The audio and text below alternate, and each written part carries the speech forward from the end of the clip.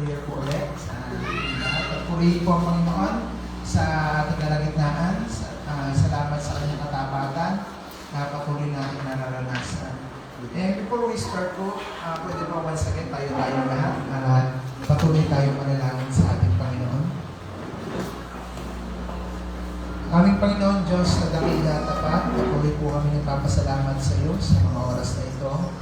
Muli kami kakanin ng iyong mga salita, pang spiritual food, para magkaroon kami ng kalakasan, kasiglahan, at higit sa lahat ay patuloy namin madama ang iyong pag-ibig, ang iyong pagtuturo, at ang iyong pagtutuwid sa amin bilang iyong mga anak. Kaya Lord, we ask for the Holy Spirit, our speaker, our preacher for this morning, and Panginoon, hayaan mo po na maranasan namin ang iyong presensya, at hayaan po Panginoon na anuman yung gumugulo sa aming mga isipan o naman yung mga kabalahan, ina-assault po namin dito in the name of Christ. At kaya ang Panginoon na ang puso at buhay namin ay patuloy na maranasan ang iyong katapatan. Salamat Lord sa bilang po namin, and then we ask for the pardons sa lahat ng aming mga aspas na nagawa sa iyo, even yung aming mga kapatid sa iyo Panginoon nasa ilalim ng init ngayon, pinili ang pagkakataon na bagay sa mundo.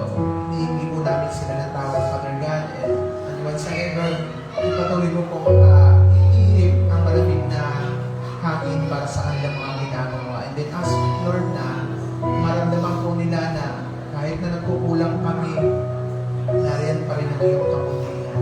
Samahan mo po, Lord, kami sa umagang ito. Samahan mo rin po ang iyong panglingkod na magpapala ng iyong mga salita.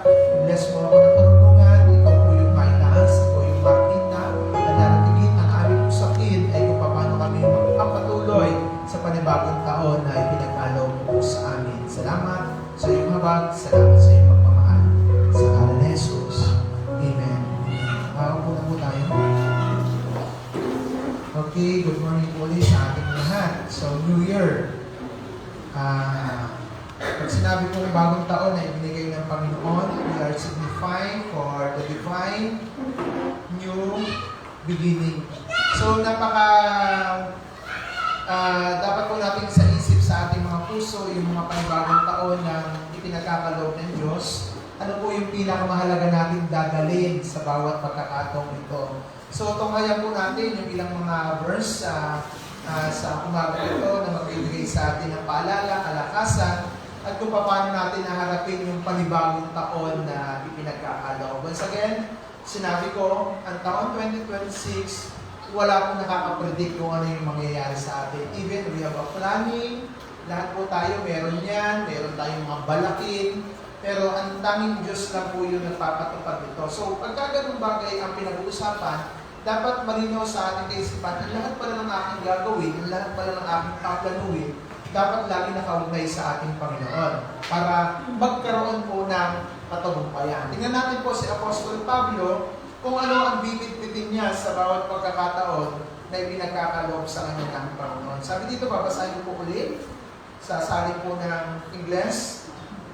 In my life in union with the Lord, it is a great joy to me that after the long time, once you more had a chance to showing to you to care for me, and I don't mean that you haven't stopped to caring me. You just no chance to show it. Sabi ng verse 11, I am not saying this because I feel neglect. Ano sabi niya dito? For I have learned to be satisfied. Ito po yung dapat natin makita. With what I have. So napakasarap po yung verse 11 na sabi ni Paul dito, tinutulungan niyo ako, sinasamahan niyo ako sa kalungkutan, at talagang napakalaking tulong niyan, at sa mahabang panahon, ipinaranas niyo yung inyong pagmamalasakit. So, si Paul po, nang isinulat ang Philippians, nasa loob po siya ng pikitan. Nasa loob po siya ng pulungan. So, pag sinabi natin nasa loob ng pulungan, napakaliit ng espasyo o napakaliit ng pagkakataong makagawa siya ng mabubuting bagay. Pero, hindi lingid kay Pablo ang sitwasyon niya. Kaya sabi niya dito, in verse 11, I'm not saying this because I feel neglected. Parang, hindi ko sinasabi ito dahil nakakalimutan niyo ako. Pero dito, I have learned to be satisfied with what I have. Sabi niya, natutunan ko na makontento kung ano yung meron ako. Ano kaya ang sikreto ni Pablo? Bakit meron siyang contentment? Okay? Isa lang po. Ito po yung napakagandang dalhin sa panibagong taon na pinagkaloob ng Diyos sa atin. Si Christ lang is enough. Amen? Bakit meron makontentuhan si Pablo? Kasi meron siyang Panginoon. Kasi minsan, ang buhay nating mga Pilipino, maybe ang Christians, para pag laging pag New Year's, that is a new beginning. Para maling prinsipyo yun. Para pag magsisimula ulit ako, kaya pala yung buhay natin, maybe yung ating service agad. Lagi nilang yun at yun, dahil we are starting over again every years. Pero pag sinabing signifies the divine beginning, that is called the pursuing and transformation in Christ's hope. Yun ang pinapakita niya dito. Yung sitwasyon natin daw sa panahon ito, pagpapatuloy lang yung gagawin natin. At makakapagpatuloy daw tayo kung meron tayong kakontentuhan. At yun si Jesus. Sabi pa niya ng verse 13, verse 12, I know what I have to be need, what I have more than enough. I have learned the secret that everywhere, anytime, I am content whether I am full or hungry, whether I have too much or too little. Sabi nga dito, natutunan kong mabusog, natutunan ko rin at naranasan kong magutom. Ibig sabihin, napakagandang, isipin yung mabuti. Natutunan kong magutom, natutunan kong mabusog, natutunan kong magkameron, natutunan kong mawalan. Pero sabi niya, verse 13, na paborito po ng lahat. Sabi ni Paul, I have strength to face all condition by the power of Christ given to me. Sa iba naman, I can do all things through Christ who strengthened me. So sa taong ito, bigyan natin ng lalim. Sa taong po ipinagkaloob ng Panginoon, paano tayo magkakaroon kagad ng katagumpayan? Maybe we do not know what happened or every event in this year 2026. Hindi po natin alam yan. May mga planning tayo. Possible, pwede ibahin ng Diyos. Tama po ba yan? Makakaya po ba natin? Na yung expectation natin for this year dapat mangyari, pero iniba ng Diyos. Makakaya ba natin i-accept yung reality na harapin natin? Makakaya po. Kung ang lahat ng bagay na ating hihilingin at gagawin, isinasama natin ang Panginoon. Amen? In Jeremiah, chapter 17, verse 5, may binanggit po dito si Propeta Jeremiah. Sabi ng Panginoon, paparusahan ko yung mga tao na nagtiwala sa kanyang kapwa tao. So yung taon na pinagkakaloob ng Diyos, ipinakapakita din ni Pablo, ang lahat ng ating planning for these years, dapat kung ikaw ay Christian, dapat kasama mo siya. Tama? Kaya mababago yung principle ng mga Christian sa taong ipinagkakaloob ng Diyos. Dapat kasama sa buong taon ito, sasamahan mo ang gawain ng Panginoon sa lahat ng pagkakataon. Tama? Dahil we are changed. Binago na tayo. Kaya nga sabi ko dito, pursuing the transformation in Christ's hope. Kasi God is constant faithfulness. Naniniwala po ba kayo doon? Ang Panginoon, mananatili po siya matapat sa lahat ng panahon, sa lahat ng pagkakataon. Kaya yung New Year, sabi ko nga kanina, kung may New Year resolution tayo, i-resolve natin yung paglilingkod natin sa Panginoon. Tama? Marami tayong absences sa paglilingkod sa God. Hindi ba natin naunawaan, bakit kaya pinagkakaloob ng Diyos sa akin ng mga taong ito? Baka itong mga taong ito yung pagkakataon para baguhin natin yung uri ng paglilingkod natin sa Panginoon. May isang sistema sa mundo. Sabi dito, letting go the past and looking the forward. Minsan, sa buhay paglilingkod ng mga tao, ang lagi natin tinitingnan yung iba. Yung ginawa ng iba. Yung ginagawang sistema ng pagsamba ng iba. Bakit Yung iba, pwedeng kahit sumimba ngayon, sa susunod na linggo, hindi. Pag last Sunday, hindi sila simba, or Sunday na lamang. Ganun, walang first Sunday, sunod second Sunday na. Yung iba naman talaga, isang buwan nakawala. Makikita ba natin yung tagumpay sa buhay natin na tayo anak ng Diyos? Kung doon pa lamang we are, binago tayo ng Diyos sa relationship natin sa Kanya, pero ikaw, wala kang binabago sa ginagawa mo para sa Panginoon. Tandaan niyo po, remember this word, ang pagbabago, kung tayo naging Kristiyano, yung dati natin, wala na po yun. Kasi sabi ko nga dito, letting go the past and looking forward. Eh sa taong ito, tingnan niyo po napakahalaga po sa buhay ng isang tao na nagre-reflect, nag-a-analyze ng kanyang sarili. Lalo tayo mga Kristiyano. Ano ba talaga ang point ng buhay ko sa taong ito? Magpapakatotoo ba ako sa paglilingkod sa Lord? Ganun pa rin ba ako sa dating ginagawa ko noon? Kasi napakahirap isipin na taon-taon lagi natin tinuturo na magplano ka, pero yung plano mo lagi na lang naiiwan ng Panginoon. Si Pablo, isipin niyo mabuti, nasa titan, napakaliit ng chance para mag-spread ng gospel. Napakaliit ng pagkakataon para mag-share ng kabutihan ng Lord. Pero, wala doon sa sitwasyon na andun sa kanyang pusong gusto maglingkod sa ating Diyos. Kasi sabi niya dito, naranasan ko ng maginakos, naranasan ko na rin managana. Lahat tayo nakaranas na ng matinding pagsubok sa buhay natin. Tama? Sino po yung sinandalan natin during the time? Sabi ko, ang Panginoon.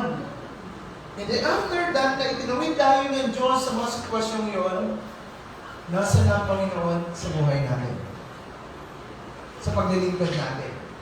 Tama? We are a lot of petitions of prayers in asking for the favorable things in our Almighty God. Ang Diyos naman, mapagmahal, naniniwala ko kayo doon, binigay niya. Binigay niya, tama? Bago nasan ka naman ang binigay niya. Kaya, minsan, hindi natin makita kung ano ba yung pagbabago sa buhay paglilingkod natin. Kasi isipin niyo si Pablo, nasa titan. Pero hindi nagbago ang kanyang prinsipyo sa paglilingkod sa ating dakilang Diyos. Dahil isa sa pinakamahalagang nangyari sa buhay niya, nung maranasan niya yung habag ng Panginoon. Diba? Tayo po, how many years na ikaw ay na-convert to become a Christian? At ilan namang pagbabago ang nagawa sa iyo? Ang pagbabago diyan. Number 1, sa pananalamin. Pagka-attend sa prayer meeting, talaga dito, almost mag-10 years na kayo, iba, hindi ko pa talaga nakikita sa prayer meeting. Paano natin na nadidibdib na sinasabi ng anak kayo ng Diyos, pero supporting for this kind of ministry, hindi kayo napunta? Paano natin nasasabi sa sarili natin, we are Christian? Diba? Paano masasabi na yung iba kasi yung tao, sabi ng ibang Christian, basta nakaka-bless naman yung iyong message. Nag-bless ka nga pero hindi ka naman nagbago. Yun ba yung nag-bless? O minsan, we have a lot of knowledge about the Word of God pero hindi nakikita sa buhay natin. Kaya kung taon-taon tayong bibigyan ng Panginoon at wala naman nababago sa atin, yan ba talaga mga iniligtas ng Panginoon? Yan ba talaga yung mga nakaranas na kabutihan ng Panginoon? Diba? So, ang pagiging Kristiyano po, sa buhay natin, sa bawat pagkakataong yung pinagkakaloob ng Panginoon, meron po siyang binabago sa buhay natin. Yung iba naman nagbago talaga, hindi daw maatin. Kaya nakakalungkot po isipin ang mga ganitong bagay. Ang Philippians, just sa verse na yan, letting go what is behind and reach the forward what is lies ahead.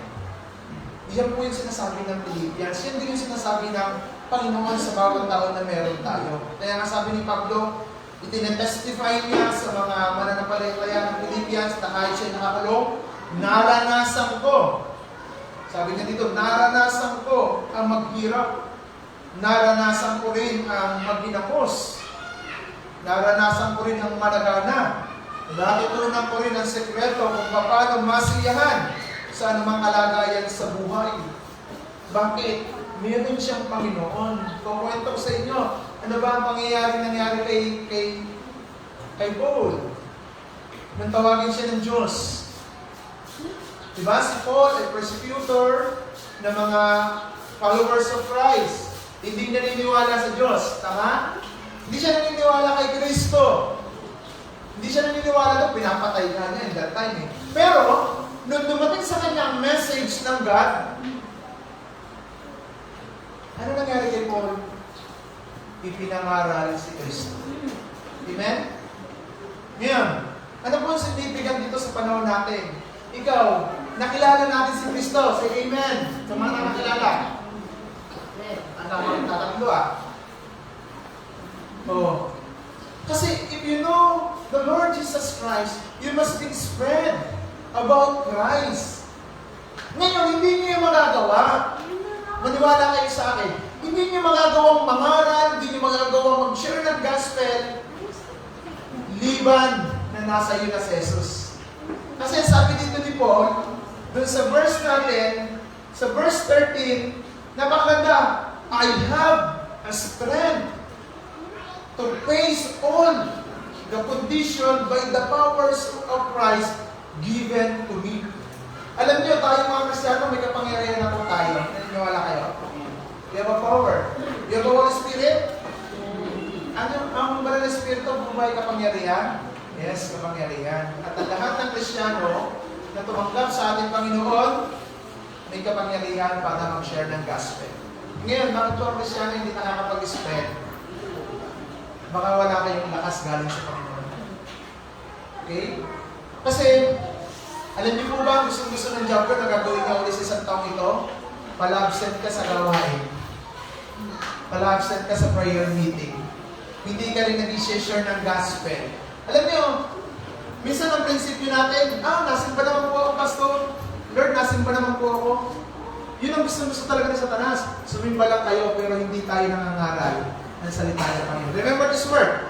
In Matthew 28, 19-20, ito yung utos ni Jesus. Pumayo kayo. Alam niyo po ba yan? Hindi Kasi maaaring nababasa ninyo, pero hindi natin minimeditate yung binabasa natin.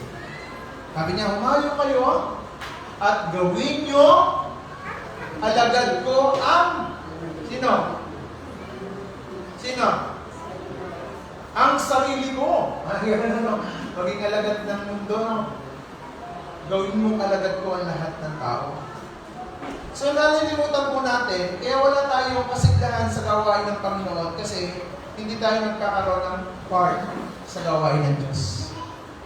Kaya, easy to absent, easy to neglect, the meeting togethers, yun ang pinaka-malungkot na kwento ng buhay natin sa bawat taon. Walang pagbabago dahil hindi natin nauunawaan na ako pala ay tumanggap kay Kristo, na-baptize to be witness. Yung para bagang nabautismuhan ako para ipakilala yung aking sarili, binago ni Kristo at magiging alagad niya ako. Napapansin niyo yun? It's not enough you are already baptized. Tandaan niyo po, ang faith, ang salvation, nakuha natin sa pananampalataya. Tama po ba? This is free from the Lord. Pero ano ang magiging bunga ng pananampalataya natin? May gawa. Kaya tayo naglilingkod kasi yan ang bunga ng kaligtasan sa atin. Hindi po pwedeng sisimba lang ako para mawala ang kasalanan ko, mananalangin ako para mawala ang kasalanan ko. Hindi pwede dun Hindi by works ang salvation, pero ang salvation, kasunod niyan, magkakaroon ng mga gawa. Tama? Kaya makikita nyo, sabi ni Santiago, that faith can be saved. This kind of faith that you see. Sabi doon ng ng talata. Kaya tingnan ninyo. Masasabi nyo kayong ligtas, pero paano natin masasabi na tayo ligtas? nakikita po yan sa service natin sa Panginoon. I remember this word, brother and sister. Medyo masakit ito, pero dapat niyo unawain. Paano niyo nasasabing ligtas kayo pero hindi tayo maka-counterpart sa gawain ng Panginoon? Di ba? Kasi, ang linaw-linaw, ano? Pag tayo pumunta sa trabaho natin ng aga-aga natin, tama? Pero pag sa Lord na gawain, late tayo. Ano discrepancy nun? Mas takot ka sa boss mo kaysa sa Panginoon natin. Tama? Tama po ba? Correct me if I'm wrong. Takot ka sa tao, hindi ka takot sa Diyos. Kaya Kristyano, gising tayo. Pinapakita dito ni Pablo, even nandito ako sa inside the jail, I will continue to serve the Lord. Kasi totoong binago sino? Si Pablo. Kasi ang Kristyano, binago ng Diyos yan. Kahit pa ilang taon nang dumating sa inyo, pag hindi natin naranasan ang pagbabago at ang biyaya ng Diyos, ikaw pa rin yan, wala pa rin yung dati. Mari, you are a lot of persons inside your intellectual, pero dun sa gawa natin, to be honest, wala kang minsan. Eh, baguhin po natin. Ang bagong taon ay pinagkaloob ng Diyos sa atin that is pursuing and forwarding for transformation in Christ's hope. Kailangan mabago tayo. Kaya mapapansin ninyo, no? Yung iba, pag nasaktan sa message, ako pinapatamaan ng message ni Pastor, sino gusto niyo patamaan? Yung kapitbahay niyo. Sino gusto niyo patamaan ng message ng Panginoon? Ang taga-iglesia ni Cristo. Maaari, pag dito yun, para yun sa Kanya. Pero hindi ko po alam ang buhay natin. Pero tinuturo ko po, kung kayo talaga tayo Kristiyano, marami ang nababago sa buhay natin. Maybe our service to God. Kaya nga, pursuing the transformation in Christ po. Yun ang sinasabi ni Pablo dito. Yung iba, maaari sa Philippians, nalulungkot. Paano na tayo? Nakalap si Pablo. Baka ipukulong na rin tayo. Parang gano'n ano. Hindi. Sabi ni Pablo, patuloy ako mangangarap. Talagay ko naman, hindi tayo nakakulong ano. Nakakulong po ba kayo? Hindi na po nakakulong dito. Lahat. Sa sistema meron tayo. Kaya sabi dito ni Paul, magagawa natin dumaya sa mga ganang bagay kung talagang ang lakas natin ay sa Jesus. Sabi doon. At sabi na dito, looking for the past and looking for forward as a Christian, releasing the past. Ano po yung i-release natin sa past? Yung matamara natin sa pagsiserve sa God. I-release na po natin. Tama? Tama po ba? Yung katamaran natin sa pag-pray, i-release na po natin yun. Para maranasan naman po natin yung kakaibang blessing ng Panginoon. Ano yung kakaibang blessing ng Panginoon? Bago ba? Hindi. Yung satisfaction. Sabi ni Paul, I learned. Natutunan ko na ang mamuhay ng sagana, ng mawalan. Sabi ng verse 12, I know what is to be satisfied with what I have. Kaya nga po minsan, alam niyo ang Kristyano, kaya hindi nasin papaglinggo pag may trabaho, ang laki ng kakulangan. Tama? May utang, may tampa, kaya hindi ko pinapagalitan kayo, huwag kayo magpatampa, naabutin sa linggo. Uy, kayo nagawa ni Satanas. Tama po ba? Alam niyo na yung linggo para sa Panginoon, bago papakahulin ninyo ng linggo, maya tayo sa Diyos. Bago taon-taon ko, 10 taon ninyo na naririnig ito. 10 taon, ganun pa rin yung pangyayari.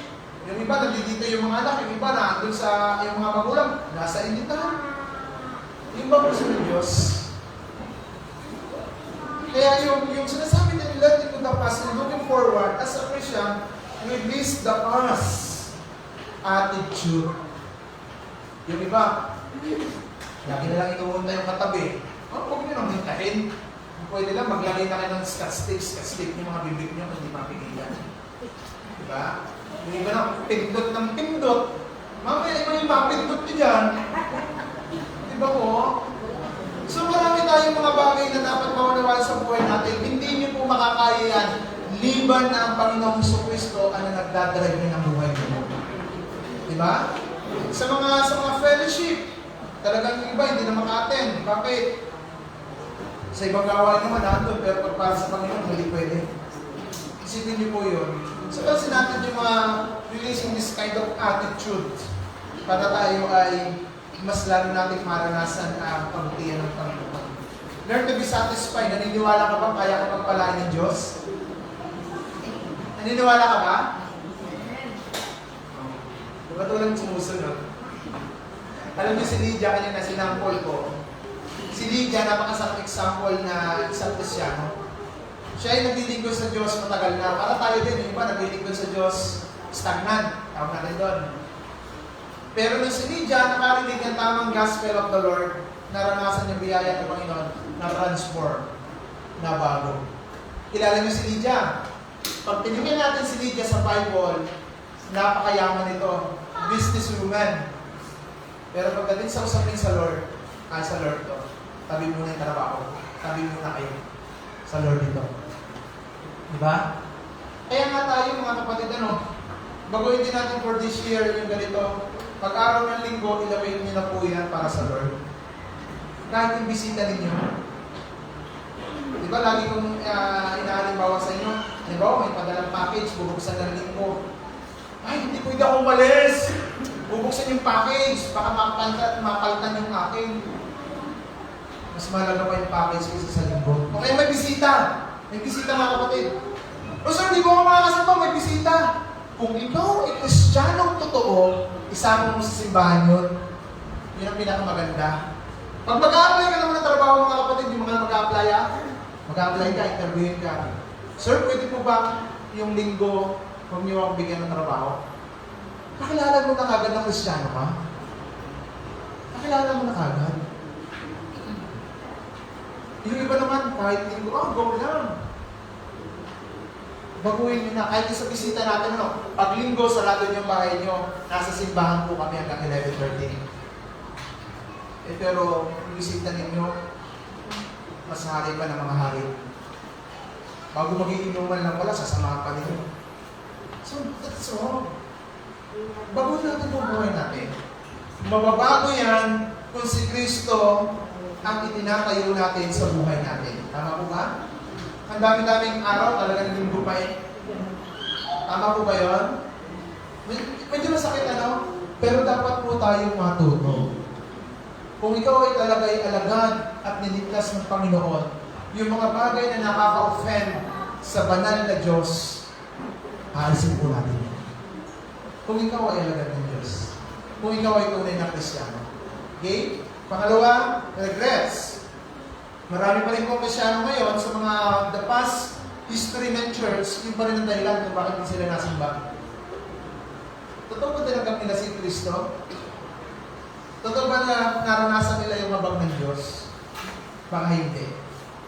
Kasi kaya ako din nasimba ibig sabihin, ang sinisimba ninyo ay tao. Ito, remember this my word, baka mamatay na ako mamaya Nahihiling nga ako sa mga namamatay Nakakapahinga na. Kayo mga kapatid maging totoo kayo sa Panginoon. Huwag kayong titingin sa pastors. Huwag kayong magiging loyal sa pastor. Maging loyal kayo sa faith nyo kay Christ. Kaya yung iba, pag nawala yung pastor dito, kasama yung membro.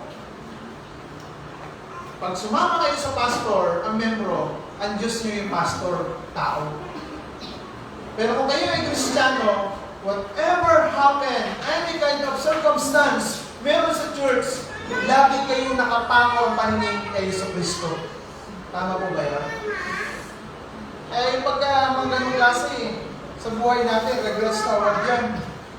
And then thirdly, letting go the past and moving forward, sabi ni Paul, focus on the new opportunity that God's provided. Yun ang pinakamaganda. Ano kaya ang gagawin ng Diyos sa akin? Tambayan ko ang Panginoon. Ipapakita ng Diyos yung the best thing na pwede natin lakaran sa buhay natin. Minsan kasi, mas tinatambayan natin social media, Tambay tayo sobra sa social media, pero hindi yung natambayan ng Biblia. Ano ba ang gusto ng Diyos mangyari sa akin sa buong taon ito? Maging totoo tayo sa akin. Tama po ba? Are you to know that you are true before the Lord? Paano ba natin masasabing totoo tayo sa harapan ng Diyos? Alam niyo, makikita niyo lang yan in the way of our works in action. Makikita niyo po yan. May problema sa Lord, may kasaganahan, nasa Lord pa rin. Kawalan, nasa Lord pa rin. Binanggit naman ni Paul, no? Naranasan kong mawalan, naranasan kong magkameron, naranasan kong managana, naranasan kong nagutom, naranasan kong binawin, naranasan kong maghirap, pero ito ako, nananatili ako naglilingkod sa Panginoon. Bakit? Kasi ang definition of Christian, hindi tayo naging Kristiyano para hindi natin madamay yung mga pait minsan sa buhay natin. Naniniwala kayo doon? Kung minsan nga, sa pagiging Kristiyano, hindi natin nakikita yung bagsik ng mga sitwasyon. Ayun pala yung sukatan ng iyong pananampalataya sa ating Panginoon. Kasi kung minsan, pag easy, parang walang challenge sa buhay. Napapansin nyo? Kaya kung minsan, kung wala tayong burden for serving to the Lord, eh talagang madali lang tayong absent. Kung wala talagang bigat sa atin si Jesus, kung wala talagang katunayan si Jesus sa buhay natin, madali natin ito malimutan. Makarinig na ng konting salita, makarinig na ng konting kwento, sabi nga nakasabihin ng Proverbs, ang nakikinig sa sabi-sabi,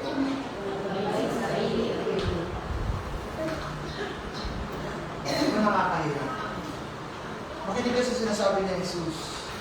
So, focusing in the new opportunity God has provided. Alam niyo po ang taong ito, isang opportunity po ito na ibibigay ng Panginoon para sa atin lang. I-sure niyo po na you're already safe. Paano niyo po na-sure na ikaw ay ligtas? Nakikita rin po yan sa bunga ng ating ginagawa.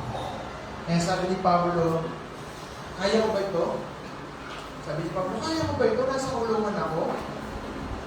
Sabi niya, oo, kaya ko. Kasi sabi niya, verse 13, ang lahat ng ito'y magagawa ko dahil sa lakas na kaloob ni Jesus. So sa taon na darating, hindi natin alam kung ano yung haharapin natin. Maniwala kayo at manampalataya sa ating Panginoon. Ano man yung magiging sitwasyon natin sa taong ito, basta kasama natin ang Panginoon sa Kristo, tiyak na makakatawid tayo. Ayaw na tayo tawid. Amen po ba? So ano po ba yung problema sa taong ito hindi kayo tinawid ng Panginoon? Sa nakaraang taon. Ito tayo. We are stand firm that because we have a God that always provide our needs. We have a God that always protect us to any kind of evil works. Pero nakakalimutan natin siyang pasalamatan. Nakakalimutan natin siyang dakilain. Nakakalimutan natin siyang balikan at bigyan papuri sa kadakilang ginagawa niya sa buhay natin. Kaya sa mga kabataan, makikita nyo na lang kung ilang beses kayong muntik mailagay sa mga kapamakan. Pero nandiyan pa rin ang Panginoon para sa atin. So sabi ko dito, letting go what behind and reach forward to what is like ahead. Alam niyo po, kung focusing on forward, yung momentum ng ating day. Tandaan niyo po ito. Sa taong ito, hindi ko sure kung ako ay abutin pa ulit ng December. O abutin pa ako ng birthday ko. Kung ako abutin pa ng 36. Ha? Ay, ang daming namamatay eh. At possible, pwede rin nakalinya na ako doon. Pero tandaan niyo po ito. Habang tayo mayroong buhay, focus on forward. Ang momentum natin is all about faith. Hindi natin makakaya ang bawat taon kung wala tayong Panginoon. Tama? Hindi natin makakaya ang bawat taon. Yung iba naman, hindi ko makakaya itong linggong ito kasi may utang na naniningil. Alam niyo yung utang? May utang din po ako kaya lahat tayo masaktan dito. Gusto tayo ng Panginoon iligtas dito eh. Pero may utang po ako, pero I never be compromised in the day of the Lord. Since na naging Christian ako, kahit sobrang lubog ang utang ko. Yung dumating ako dito, alam niyo ang sitwasyon namin, nagbabayad kami sa batang sumabit sa aming motor. Kaya nga, napabinta-binta yung aming mga motor para bilingi. Pero never kong itinag-compromise yung the day of the Lord. Gano'ng kahirap yun? Naguhulog kami, may kanya-kanya kaming ledger sa card. Bigay sa kaming ledger ng misis para makabayad sa utang. Pero, paano kami tinawid ng Diyos? lahat ng bagay na ito ay naitawid namin dahil meron kaming Panginoon. Eh, try out nyo po mga brother and sister, try out nyo. Prior nyo ang Panginoon sa buhay nyo for this year. Awang ko lamang kung hindi natin maranasan ang biyayang sa galing ng Panginoon sa ating lahat. In verse 16 ng ating talata, may binanggit dito.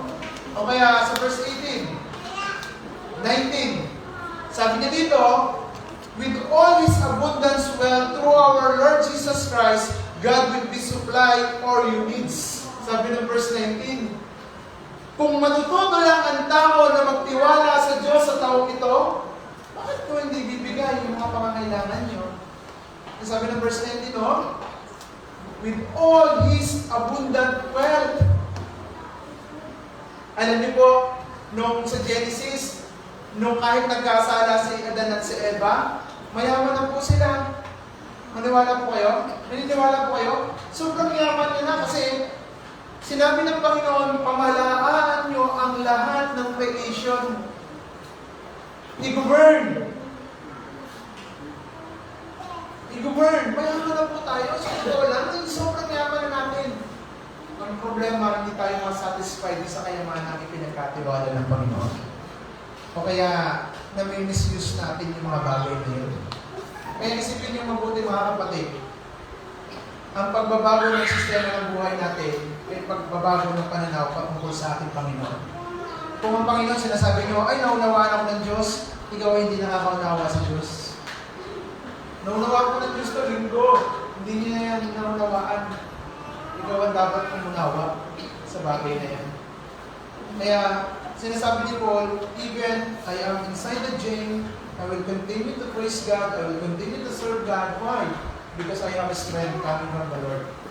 May defender God ako. Yun ang sinasabi ni Paul dito. Kaya tayo sa taong ito, ano man yung harapin natin? Gusto niyo maging patagumpay? Amen. Oh, si Lord po is enough. Christ is enough. Wala nang ibang pinakamasarap na kasama sa buhay na ito. At wala nang pinakamagandang consistent forward. That's the momentum in faith.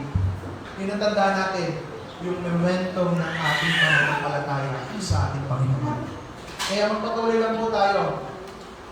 Huwag tayong baguhin ng anumang bagay sa mundong ito. Baguhin tayo ng ginagawa ng Diyos sa bawat pagkakataon meron tayo.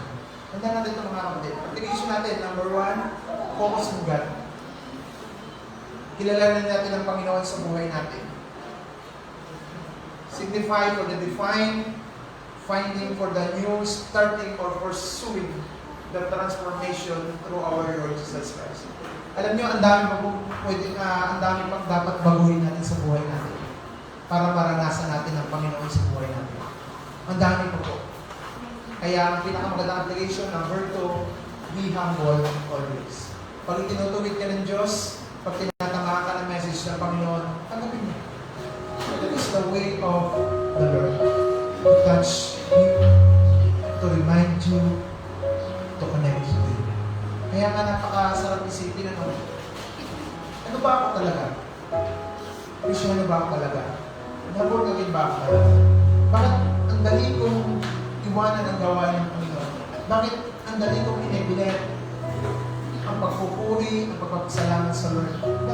Bakit pa ako ganito? Bakit ang pinakamagandang tanong sa buhay natin? Bakit ba pinakaya ko mag-send? Bakit pinakaya ko yung maraming tao yung tatrabaho ko ng linggo? Anong meron sa akin? Baka meron pang ikaw, pero wala kang Kristo. Kasi nakikita ko yun eh. Since na naging Christian kami, ano ng aking asawa yan? Even the faithfulness, even the sacrifice, the pledges, hindi namin ginawa-question yun. Dahil naranasan namin nung binago kami ng Panginoon, even na nagkakamali kami, natukulang kami, pero hindi namin para ipagpalit ang paglilingkod sa ating Panginoon. Kaya tayo, simpleng bagay lang sa buhay natin, madali natin itong limutin. Pero tandaan natin, what is the secret of all? Ang sekreto para siyang masiyahan sa kalagayan sa buhay, ang sekreto niya si Jesus. Anong sekreto ni Paul? Para niya mapagtatagumpayan ang bawat taon at araw na meron siya? Si Jesus. Eh ikaw, anong sekreto mo? Bakit di mo mauna si Jesus? Tingnan natin ang buhay natin. Tingnan natin ang ating sarili. Oh,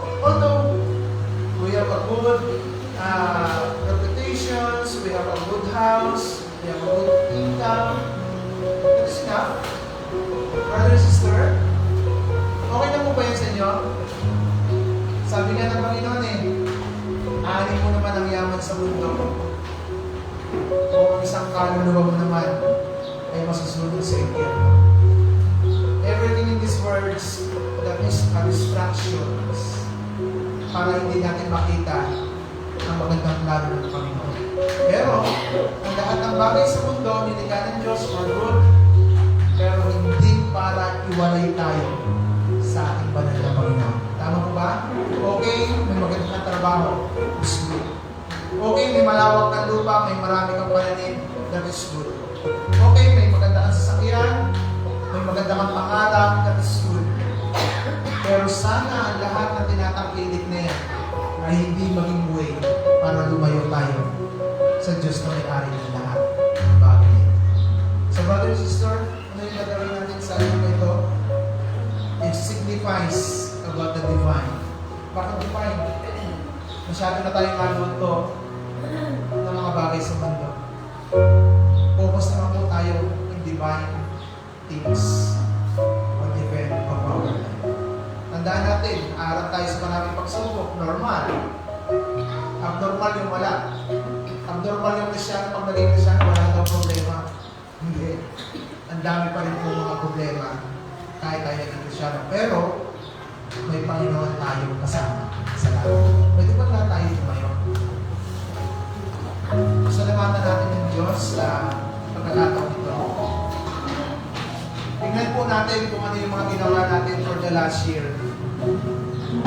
Try to evaluate ourselves, especially pagkausapin doon sa paglilingkod sa ating Panginoon.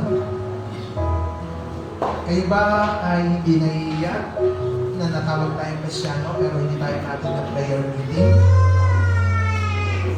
Kayo ba ay ikinakaya po ba ninyo pagiging Krisyano in the middle of the crowd? Mga kapatid, mahal tayo ng Diyos. Remember this word, mahal ka ng Diyos. Hindi niya ikinahiya ang pagkakapako sa cross para mabayaran ng tayo sa lahat ng ating mga kasalanan. Hindi ka ba nahihiya na naturingan tayo anak ng Diyos? Pero pag niyakan sa mga gawain, ang dami nating adversity, ang dami nating mga excuses, ang dami nating mga kapamaraanan to excuse this kind of event. Pero pag niyakan tayo sa mga outing, hindi na makatulog sa gabi. Sobrang prepared. Pero pag niyakan in Bible study, niyakan in prayer meetings, sorry for my word, hindi pa natatapos yung nagyayakap, meron ka ng maraming dahilan para hindi makaten. Are you Christian? Ask yourself, are you born again? Are you redeemed with the blood of Jesus Christ? Ikaw ba talaga ay nailigtas ng Diyos? Bakit taon-taon hindi makita yung mga changes pagdating dun sa service natin sa Lord? Nakita niyo tawad sa Lord, ang Diyos naman gracious. Ama namin Diyos na dakila, humingi po kami ng tawad sa inyo sa harap ng banal mong pangalan, sa ngalan ni Jesus. Humingi po kami ng tawad, Panginoon, sa buhay namin ito. Panginoon, iparanas mo po yung kabag sa aming lahat. Maunawa mo po na kami ay sinave mo by your grace, not our works, pero dapat makita sa buhay namin ang bunga ng kaligtasan ay yung pagtugon sa iyong mga ipinapagawa sa amin. Lord, sabi mo in John 15, kung mahal ka namin, dapat namin tugtin ang iyong utos. Kaya ngayon, tulungan mo po kami. Maaaring naligaw po kami, maaaring hindi ka namin nabigyan ng kahalagahan ng mga ganitong gawain. Patawad po, Lord. Tulungan mo po kami sa mula namin sa araw na ito at sa mga araw na darating. Na kami makapagpatuloy na naglilingkod sa inyo. Makapagpatuloy hire namin kayo sa buhay namin. At hindi kayo kasama sa options ng buhay namin. Dahil kami, hindi kami kasama sa option. Pero kami, minahal mo, pinili mo, iniligtas mo, para magkaroon kami ng buhay na walang hanggan, at para kami ay mag-witness din sa iyong kabutihan towards to others. Mag-spread din kami ng gospel through our witnessing kung paano mo kami binago. Eh Lord, naniniwala po kami kung kami ay magiging turo sa inyo, mayroong mga changes kayong gagawin sa buhay namin ito. Eh salamat Father God, ikubli mo po ang bawat pamilya namin, ang bawat isa sa amin sa umagang ito. Hayaan mo magliwanag ang iyong mga salita. Hayaan mo po, Panginoon, na malitas ang iyong ngalan. Patuloy mong maranasan namin ang iyong kapatuloy, ang iyong pag-aalala sa amin. Gusto po namin, Lord, maging ganap kami sa buhay na walang hanggan na pinagpanaw mo sa amin. At tulungan mo po ang congregation na ito. Tulungan mo po kami habang may pagkakataon pa na marami pa sa aming mga pamilya ang hindi nakakunawa sa ganitong mga pagkakataon. Tulungan mo po sila, Panginoon. Bigyan mo pa po ng malugit o chance para maunawaan ang mga bagay nito. Kami naman nakakapakinig. Panginoon, salamat po sa iyo pagdalong sa aming mga puso. And then salamat din sa pagmamahal mo na siyang pumapawi sa lahat ng masakit na ipinaparanas mo sa amin patungkol sa aming paglilingkod sa iyo. Tunay kang aming magulang na lagi mo kami itinutuwid sa aming mga pagpupulong. Salamat Lord, i-bless mo po ang bawat isa, pagpalain mo kami, tulungan mo kami sa aming harapin muli sa buong taong ito. Hindi po namin kaya ang mga bagay na yan kung hindi po namin kayo kasama sa buhay namin ito. Salamat Father God, we ask for your pardon, we ask for your mercy, we ask for your unconditional love. Ipadama mo po sa amin at iparanas ang lahat ng ito. Ito po aming samot dalangin, pasasalamat at pagsamba